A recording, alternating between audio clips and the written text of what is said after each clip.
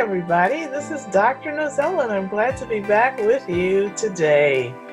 I've been studying nutrition and wellness over 30 years, and I am super passionate about helping others to achieve the best quality of life using the natural plants that God designed for our bodies.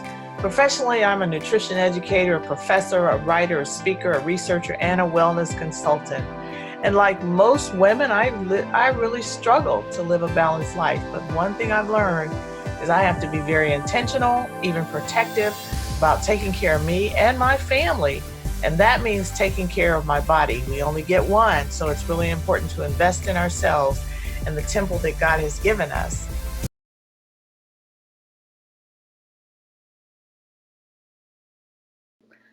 Dr. Nozella, fondly called by her adult children and her husband David for almost 44 years, friends and colleagues.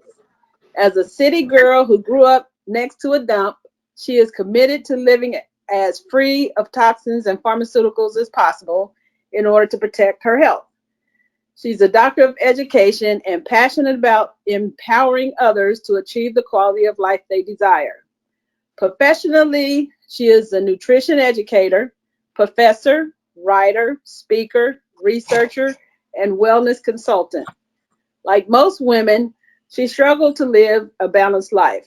However, one thing she learned is that she has to be intentional. That means taking care of her body because she believes it is the temple of God. Her greatness, joy, her greatest joy comes from sharing what she's learned and experienced with others.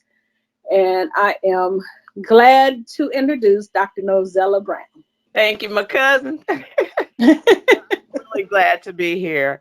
I am really excited, and if you'll bear with me, I'm going to try to work with the technology the way it's supposed to work. I do have slides that I'm going to be sharing, and if you email me um, after the presentation, I have a notes page for you and some other prizes for bonuses that you'll be able to get if you want to email me for some additional information. But I just kind of want to start out. We're going to talk about 7 secrets of optimal health, why some people get sick and others don't. And I just want to tell you, like 44 years ago, I was so sick.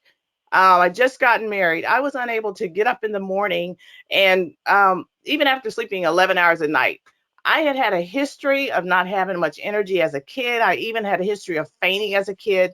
My mother would take me to the doctor. The doctors told her that the tests were fine. They really thought it was all in my head.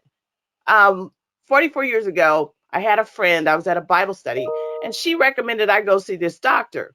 Now, this doctor, in my mind, was kind of a quack because, see, I had gone to school and they had told me doctors like him weren't real doctors because he believed that what you ate had something to do with disease. And they didn't believe that back then.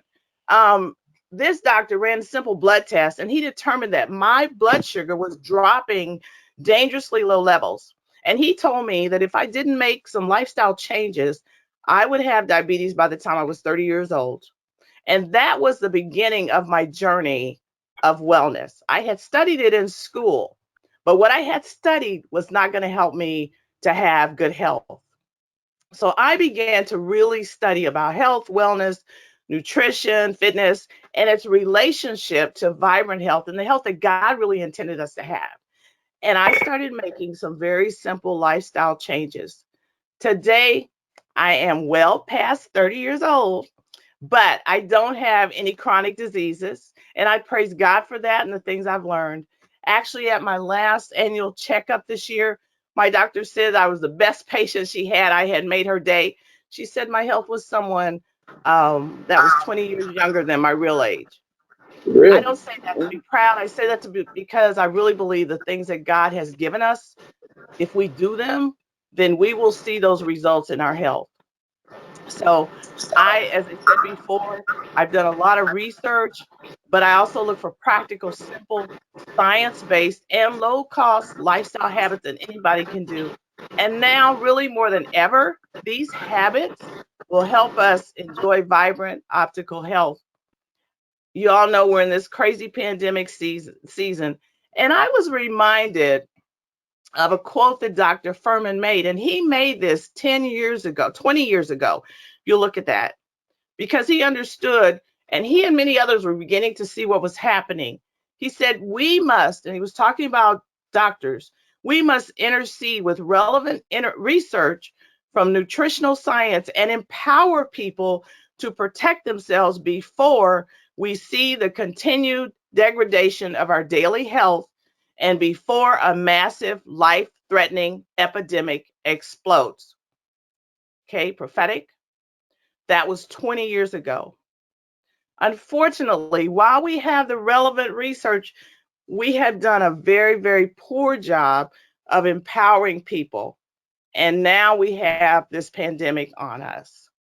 So today, I really want to remind us of 7 very simple, often forgotten or ignored keys for having that optimal health. And because I'm a Young Living brand partner, and Young Living has been so integral in my journey to wellness, I will throw in a few of the products that I have used that have been helpful for me, that personally.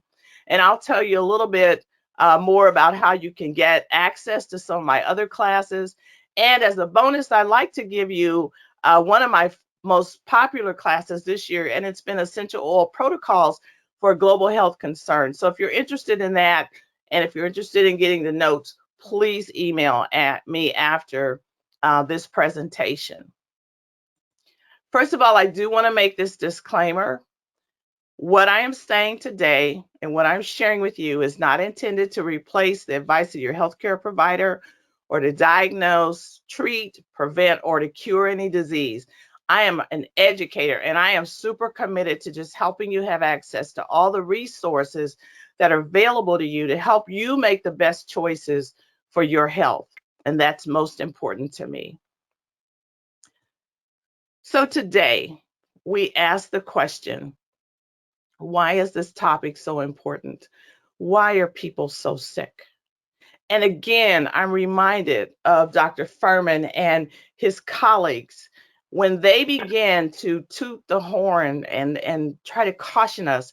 And they suggested that environmental, social, and nutritional changes could help us, but the way these things were going now, the way the environmental changes were happening, the social changes that were going on, the nutritional changes people are beginning to do in their diets, were going to lead to unprecedented and an explosion of infections. And even back then, they were seeing that there were so many, 35 new infections were just coming on the scene, and it has increased in the last 20 years. Today, we know as a nutrition educator, people are sicker. We know there's more chronic disease and illness. And we ask, why is it that some people get sick and others don't? And why do some people seem sicker than others? And Dr. Furman and his colleagues were trying to point out that there are some environmental things we've been doing and some social things and nutritional things that we're doing. They're lifestyle choices that are really compromising our health. And we do see people get sicker and sicker. And what we've learned is because of these environmental, social, and nutritional habits, we are weakening our health, especially the health of our immune system. And 2/3 of our immune system is in our gut. And our immune system is our main defense against disease.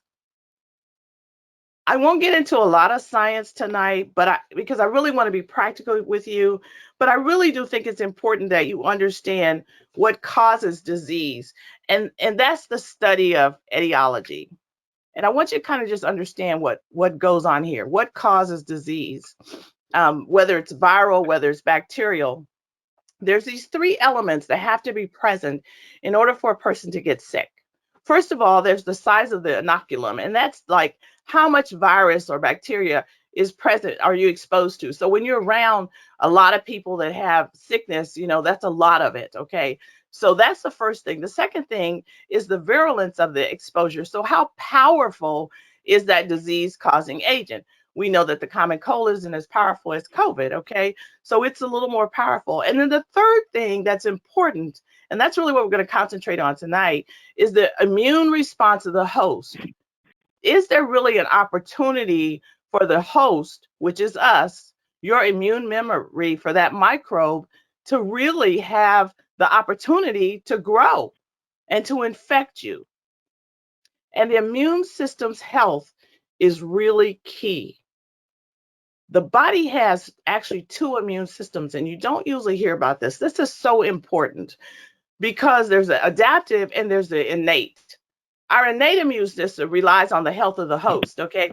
It's something that attacks immediately any foreign thing that comes to your body. Your innate system will kick in, okay? The adaptive system relies on memory from being exposed to other antigens and whether you're exposed to a vaccine. So vaccines kind of train that adaptive immune system to deal with a very specific microbe. But the innate immune system is what we're born with. It usually attacks anything. It's very quick when it attacks. And it uses things like your physical barriers, like your skin, the mucus in your membranes. It uses the immune systems in your cell. It even uses inflammation. That's why when you cut yourself, immediately it starts, these cells go in there, white cells go in there, and it's inflamed a little. So it's trying to heal that there. But the innate is really activated so that it will generally attack anything that's going to hit you from the beginning. The adaptive, on the other hand, is where we learn. Our immune system learns based on exposure. So either you have some virus or bacteria, like say chickenpox, and then you develop a memory, which is immunity to it, or you take a vaccine and it develops an immunity to it. It has a little slower response, and it is based on the memory of things happening. So the question again is, why do some people get sicker and others don't?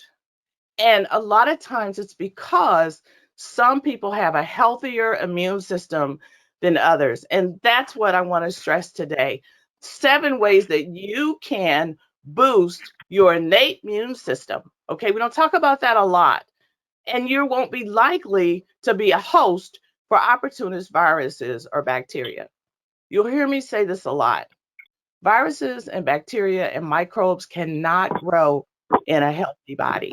Okay? They can't.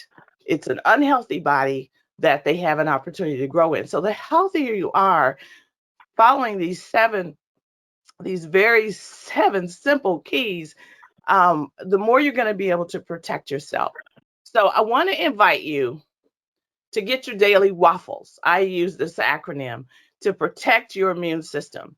There's 7 habits that will keep your immune system in tip-top shape. And we'll talk about each one of these a little bit. We're going to talk about why water is important, why air is important, why food's important, why fitness, why love, self-love for yourself and love for others and community.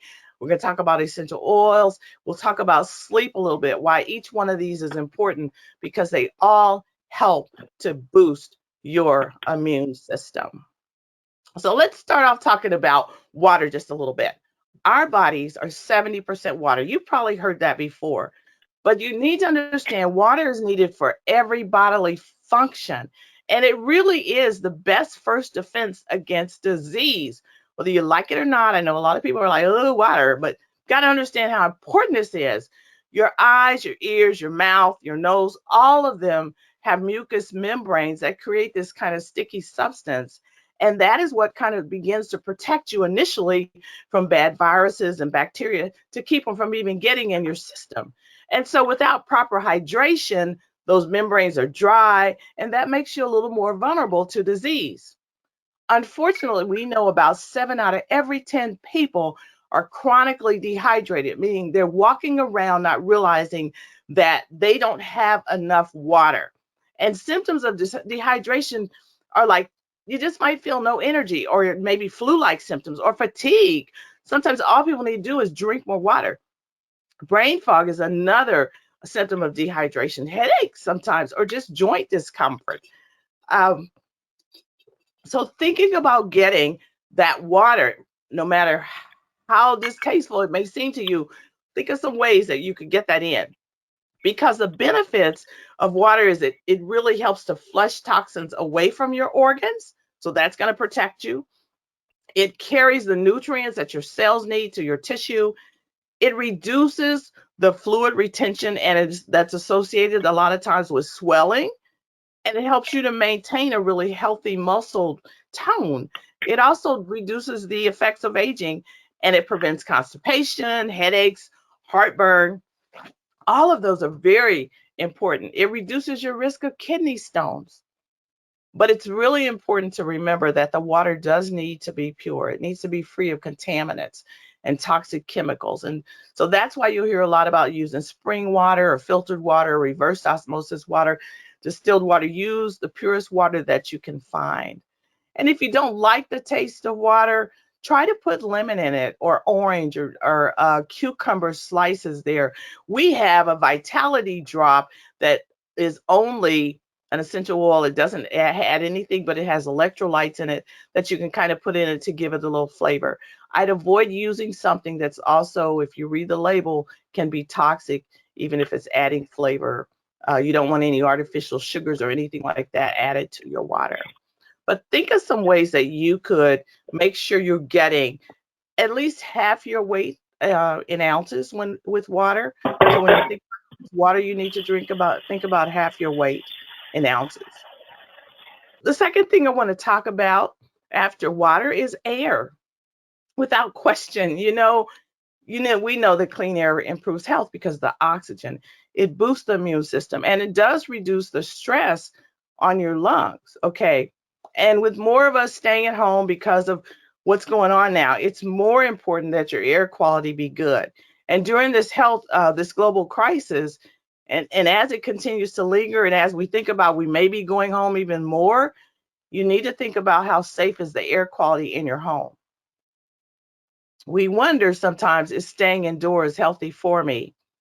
The bad news is they did a study in October 2019, and they showed that poor air quality is responsible for an additional 10,000 deaths per year. According to the World Health Organization, air pollution is the world's largest single environmental health risk. Air pollution. And it's responsible for more deaths than alcohol, malnutrition, and drugs. That's our outdoor air. So, what about our indoor air? Is it better? Unfortunately, not. According to the Environmental Protection Agency, indoor air is 100 times more polluted than your outdoor air. In fact, your indoor air pollution is one of the top 5 environmental risks for public health. And what's sad is that most people don't realize that they're responsible for that poor air quality. And that's because many of the everyday products that people use cause air pollution within their home. Here's just a few to think about. Scented candles. I didn't realize that burning candles, I love me some candles, okay? I didn't realize that burning candles with my children who had asthma was the same as smoking. I might as well have been smoking. I didn't realize that. Air fresheners, another very dangerous polluter. Personal care products that have fragrances in it, aerosol sprays, nail polish, perfume, gas stoves, ovens, dryers, cooking gases. VOCs, you've heard about those gases, off gassing from furniture and building materials, smoking and of course, vaping products, fireplaces, household cleaners, and disinfectants and detergents. And as we've been in this pandemic season and people are trying to disinfect more, they're actually counterproductive as they're using cleaners and things that are harmful to their lungs at the same time that they're trying to kill the viruses. So it's important to avoid using cleaners that are harmful. And we do have some that are totally plant-based. We use one called Thieves in Young Living that's totally plant-based. But other dangerous hidden toxins include viruses, bacteria, dust, mold spores, pollen, and pet dander. These are all things that you want to think about, ways of removing from your indoor air quality. Those are things that we can control. We can't control car emissions and some of those kinds of things outside, but we can control some of these things. And what we can't control, we really should try to do. Here's just a few tips. Ban smoking in your home. Try to use high quality air filters, and Reverend Al could tell you about that. Okay. Clean and change your furnace and air conditioning filters regularly. Vent your gas burning appliances and switch out your toxic chemicals that compromise your air quality with environmental and people friendly options. And then really practice deep breathing, and that means breathing in that's causing your abdomen to pooch out, and you're getting a breath air coming all the way through. That is very important.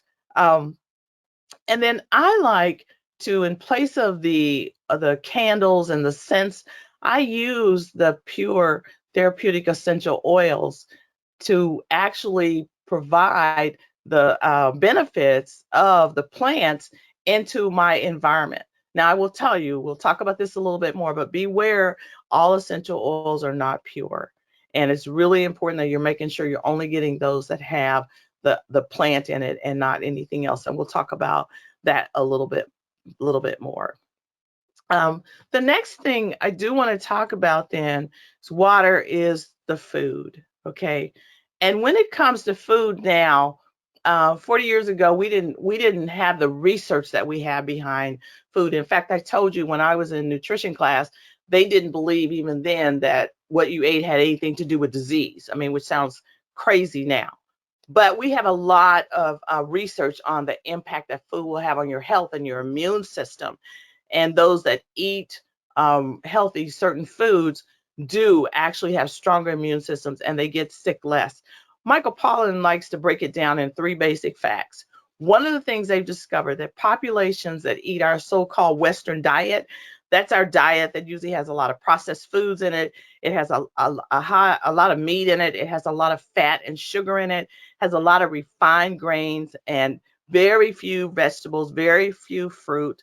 Um, Populations that eat those kinds of diets generally have very high rates of obesity, type 2 diabetes, 80% of the cardiovascular disease, and more than a third of all cancers we have discovered are linked to four out of the top 10 killers in America, chronic diseases. We found that all we need to do is help people to eat better.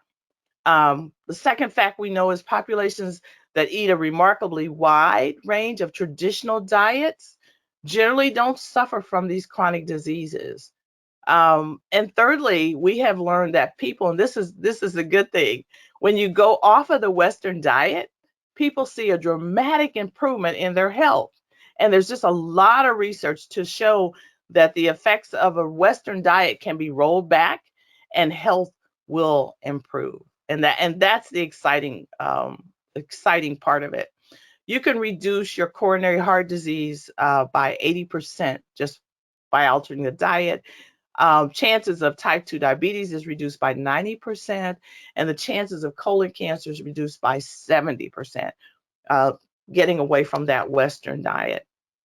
So it's really, really important. And we've got some long-term studies that show that vegetable consumption is the most important factor in preventing chronic disease and premature health. I like to tell people, if you think of the G bombs and just think about how can you add more of these in your diet. When I'm doing nutrition education, I don't tell people what don't eat. Don't eat this. Don't. You've heard that enough. Okay. What I do say is to see how you can add these G bombs in your diet. So much research has shown how these will boost your immune system. And that's just adding more greens. The darker the green, the better. Adding more beans, adding more onions. And with the onions would be garlic, adding more mushrooms, adding more berries, adding more seeds. Those G bombs, add more. Look for ways that you could add those to your diet. Um, and of course, if you're the one kind of likes a smoothie or you like a nutrition drink, then you wanted to choose a drink a drink that's totally coming from food, like a puree, something like what we have was the Ningxia Red, which is a puree, not a juice. That's very important. We have a lot of research now that's surfacing on supplements, but you definitely want to make sure that they're bioavailable. All supplements are not the same, and knowing what's in your supplement is really important. But we've got research on vitamin C, zinc, vitamin D. I'm sure you heard a lot about those. When it comes to food, if you could think of these three short phrases: eat food, not too much, mostly plants. Eat food, not too much, and mostly plants. You will be doing your immune system a huge, huge favor. Next to food, we've got to talk about fitness. And when I talk about fitness, I'm just talking about moving your body. Okay, we did one study back in 2008, and they found that those who exercise 5 or more days a week had a 46% less frequency of colds than those that did not. So again, you can boost your health just by moving more, okay? Exercise helps the immune system to fight off simple bacteria and virus infections. It decreases your chances of developing heart disease, uh, excuse me, osteoporosis, and cancer. And we have all kind of research now that shows the benefits of exercise. We know that it helps us with weight control, but it also combats many health conditions like stroke, metabolic syndrome, high blood pressure, type 2 diabetes, depression, anxiety. Some types of cancer fall into this. Um, Fitness also really will boost energy, and at the same time, it boosts sleep. So if you exercise like hours or so before your sleep, we'll talk about sleep later. That really helps to improve sleep, and it really improves your mood. And basically, again, keep in mind, we're not talking about you have to go to the gym. We're not talking about running marathons. We're talking about just moving your body, walking, stretching. All of these are important. If you could get 30 minutes most days, and they don't even have to be together. So if you got 10 minutes throughout the day, 3 10-minute segments, actually, we're discovering that that's even better than to do it all at one time early in the morning and then to sit all day.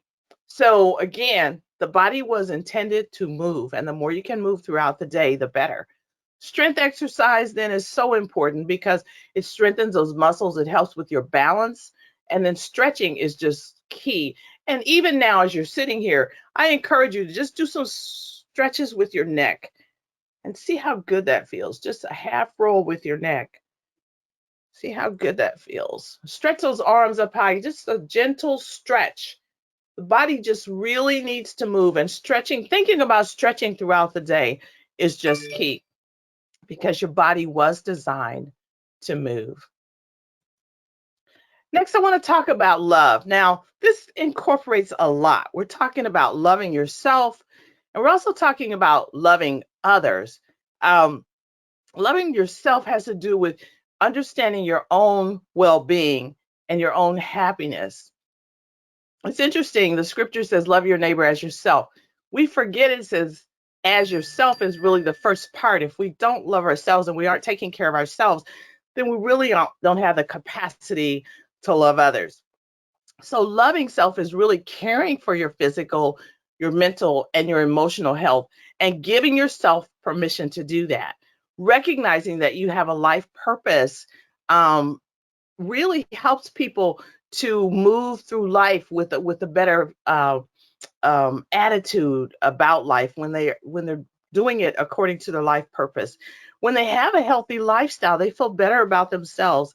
And this also includes having proper stress management. Stress and the cortisol that's produced from too much stress is so damaging to your health and your immune system.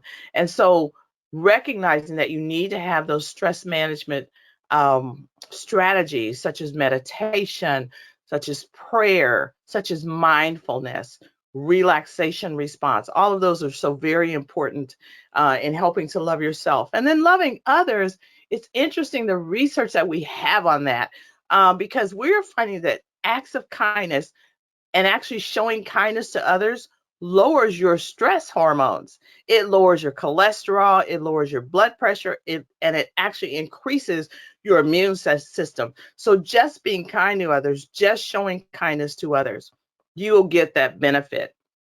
Did you know that simply smiling strengthens your immune system and it reduces endorphins that cause our brain to feel better? Okay, so just smiling, if you do more of that throughout the day, you are really helping to boost your immune system. Our immune system is also strengthened when we hug someone, and laughing really stresses the really stimulates the immune system. It eliminates depression and it alkalines the body. So all of that is just so we don't think about it a lot of times, but because we get so serious, especially during a time that we're in now, we get so serious. But it's so important for you to think about ways that you could laugh and just enjoy one another, watch a funny movie, think about some pleasant memories. All of that's important. Again, doing the deep breathing is another way to show love for yourself, to relax your system, to help to decrease the cortisol that really stresses your system out. Things like yoga, EFT, all of those types of strategies are so important. And I have discovered that adding in the essential oils, and there's lots of research on that as well, also helps to reduce the stress that occurs. So as you're doing that self-love for yourself and for others, you're boosting your health in that way with the oils. Which leads us to my next one with my waffles. So the water, the air, the food, the fitness, and now we want to talk about and love, and now we want to talk about essential oils. One of my favorite. People often ask, what are they? Well, we know that God gave us the plants for health and healing, and essential oils are what we like to call the life force of the plant, nature's energy. Essential oils are the lifeblood of aromatic plants. Have you ever kind of broken open a leaf or stem or plant and you see this fluid kind of come out? Well, if you take that precious fluid from the aromatic plant contained inside or the therapeutic properties and you concentrate it, you end up with an essential oil, the essence of the plant. And they actually protect the plant from disease and harm. And we're seeing from research that they do a similar, they affect us as well. And when we distill those plants, um, we have all kinds of benefits from that, and we're learning that people have been distilling plants since the beginning of civilization, and holistic healing began back at the earliest civilizations with these oils. Um, oils, the essential oils are made up of a wide variety of different molecules, and it depends on the different plant, how it's produced, the part of the plant that it's used, the climate. And so that's why there's so many health benefits they're still discovering in research from the oils, both for the mind, for the body, and for the soul. They quickly penetrate through the skin and the cell walls because they're so small in their molecular size, and they're also lipid soluble. So this allows them to have some real systemic effects on the entire body. They're very, very powerful antioxidants, and they can protect the body from the harmful effects of free radicals, which you've probably heard a lot about. And research is showing many are very effective against bacterial, virus, fungi, other harmful microbes. And they really can be used to support your system and keep you above the wellness line. It's estimated about 10% of the world's plants produce oils. There's so many out there. They're still discovering some, and they come from, I mean, all kinds of parts of the plant. So some come from the leaves, some from the flowers, some from seeds, from barks, from stems, from roots, from the fruit, on and on. And because they help the plant to survive, there's a number of factors that affect the chemical constituents in an oil. So it depends on the climate at the time that a plant is grown, the geographical region, the altitude, the harvest, the farming methods. And so when you get plants, each time that they're harvested, say peppermint, each harvest is different. So if you're using those in your body, then microbes and viruses can't get used to it because it's always a little different every time you use it. But all these really do affect the quality of the oil. And as I mentioned before, you want to be very careful when you're using essential oils because they only require that a manufacturer put 5% of the oil in the bottle, and then they can put everything else in there. They can fill it with solvents, they can use fillers, and they can use anything that's synthetic, and all of this can really compromise or totally destroy the quality of the oil. So it's really important to know how that oil was distilled and to know that it was just extracted from the seed in a very pure climate all the way until when you are getting that. In Young Living, we have what we call the seed to seal because they kind of set the standard for essential oils and testing. They have over 35 tests that they do for the oils before they allow them to be marketed, and they make sure that everything that happens from the point of when they are planted on very pure soil that has not been contaminated with any of pesticides and insecticides and things like that, to the fact to when they're totally put in a bottle after being distilled, that they're very, very, very pure. So you can trust the quality of those oils. But it's really key to replace any artificial fragrances that you have because, again, that contaminates your oil. It also compromises your health. Anything you put on your skin goes right into your cells and into your bloodstream. So my pediatrician told me that when I had my first child, and I was putting, you know, how we put all that wonderful lotion on their hair to make it slick down and all this stuff. And he was very concerned about me doing that with the baby. And he said to me, Mother, you need to understand everything go on baby's skin, go in her brain. And that was a wake up call for me. And I began to study that. So we need to be very careful what we're putting on our bodies. Um, and basically, the thing about the essential oils is you can use them aromatically, just inhaling them, going through the limbic system, really has beneficial health benefits when you do that. You can place it topically right on the skin. If you're using like a vitality essential oil, it can be taken internally. Always read the label. Don't take any essential oils internally unless the label tells you that you can do that. And then begin to replace those toxic chemicals that you're using, especially cleaning chemicals with essential oil products. There's been a lot of research. I've just looked at some recent research, even when we're looking at what's going on in our country today, that some oils that have been very effective in helping those that are fighting with some of the crisis that's going on today. So you'll see those kind of here, things like clove and lemon. The citrus oils have D-limonene in it. I encourage you to do your own research on what D-limonene does and how effective it is for the body. Cinnamon, eucalyptus, rosemary, Laurus nobilis. We have an oil blend called Thieves that uses many of these. Is based on historic use of oils in fighting um, type pandemic type things, and so we really enjoy using that. So I encourage you to look into that, and there's research you can go do your own study on that as well. And then lastly, for our waffles, we want to talk about sleep. It is so critical for your health. And it's estimated that about 70 million Americans, this is really sad, suffer from chronic sleep problems. I think it again goes back to the environment and our lifestyle that we talked about at the beginning. But you need to understand that while you're sleeping, your brain and your body don't shut down. Actually, your internal organs and your processes, they begin, and internal organs begin to process and work out things in your body. And sleep services all aspects of your body in one way or another. Um, Molecular energy balance as well occurs while you're sleeping, and that affects your alertness. That's why when you sleep well, you wake up and you feel like you're alert and you can do a lot. But it's not just sleep's not just important for what it does for the brain. It really affects every tissue of your body. It affects your growth and your stress hormones. It affects your immune system, your appetite, how you breathe, your blood pressure. It affects cardiovascular health.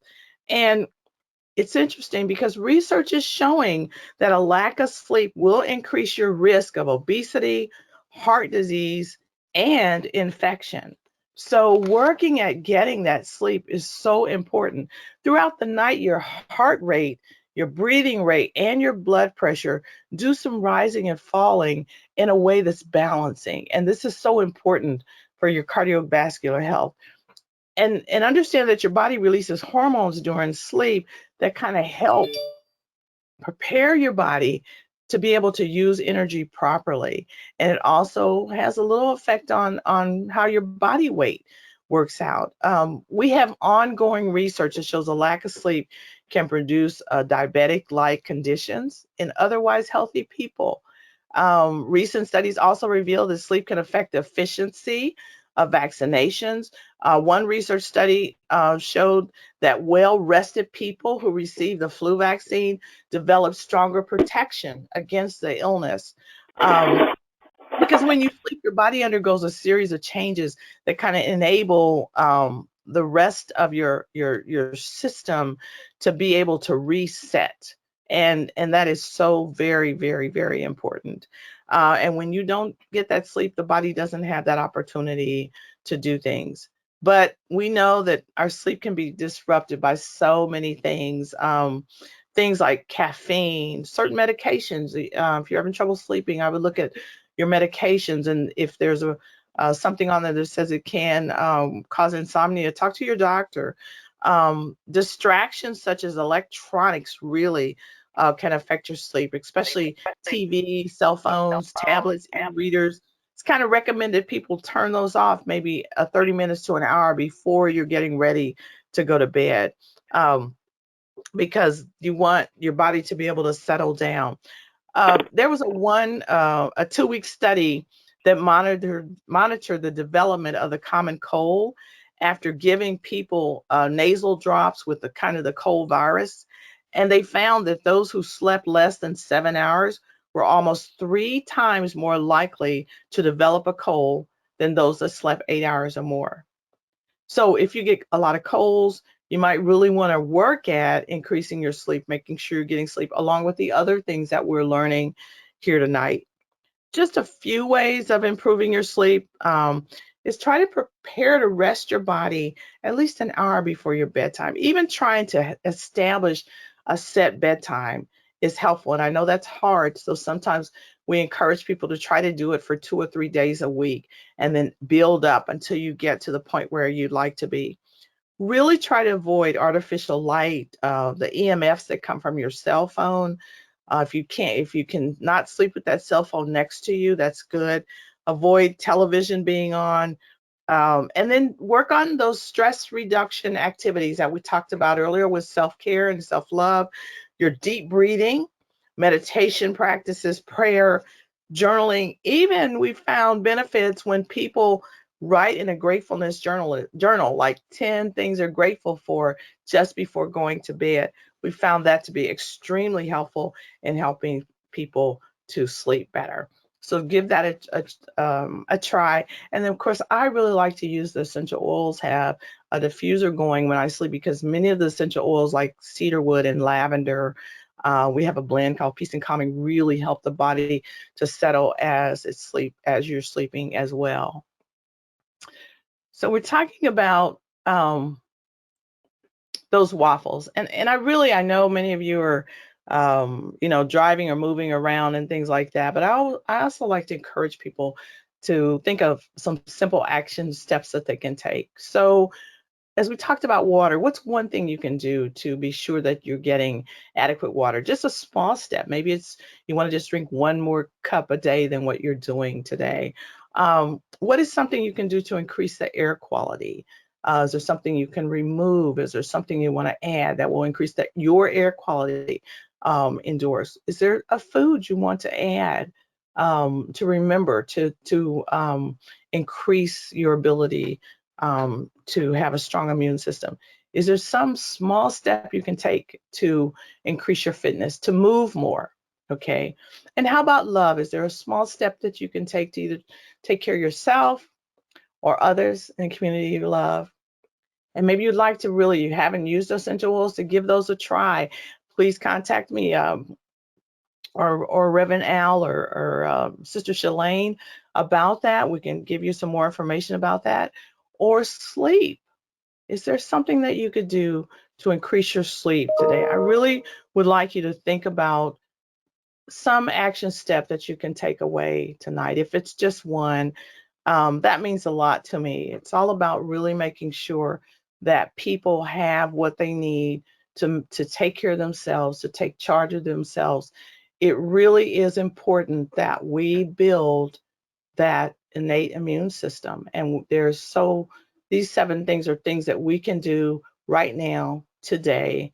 Many of them don't cost us a lot, and that we can increase our chances of being healthier and decrease our risk of being sick.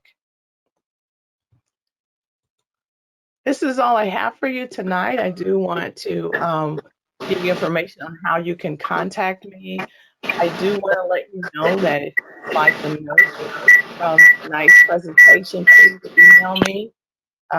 And also, if you are I would like to, if you send me your email, I'd like to send you that class I did on protocols for the global health crisis that we have. I have some class I did on that, and I also have some notes on that as well that I would love to share with you there.